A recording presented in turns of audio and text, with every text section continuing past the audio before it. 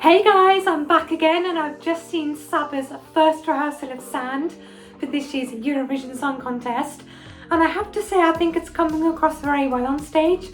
It's looking very beautiful and she's looking very pretty on stage as well. We essentially see an elevated Dance Melody Grand Prix staging. We see that Saba once again is alone on stage and she's standing on a small little platform in the middle of the stage, wearing a white outfit complete with a white scarf, which I don't think she had in the national final. And for the most part, I think she stays on this platform in the middle of the stage. We see that, rather unsurprisingly, there is sand on stage, actual real sand. And Saba essentially is doing some quite, maybe like more artistic things with the sand, like picking it up and having it flow through her hands, or kind of doing this and having sand go everywhere, which obviously is very fitting given the title of the song.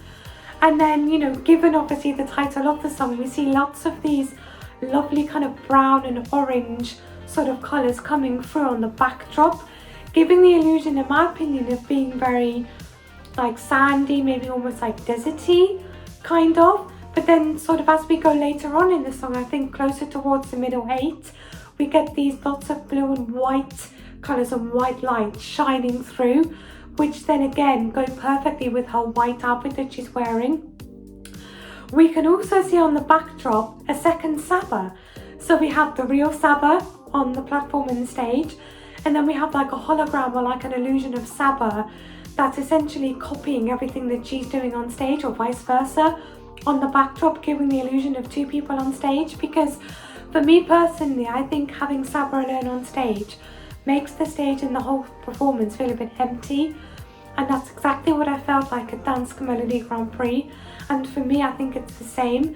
We have such an up-tempo and upbeat and kind of dancey track with Sand, but having Saba alone on such a big stage feels very empty for me, and I would have liked to have seen maybe either backing vocalists or some backing dancers with her. But nonetheless, despite that, it still does come across very well on stage. Visually, it looks great on stage.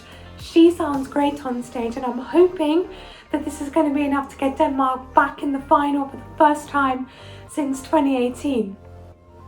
But guys, as always, that's what I think of Denmark staging. What do you think of Denmark staging? Drop a comment down below. Stay tuned for our final reaction rehearsal video coming up very soon. But until then, bye!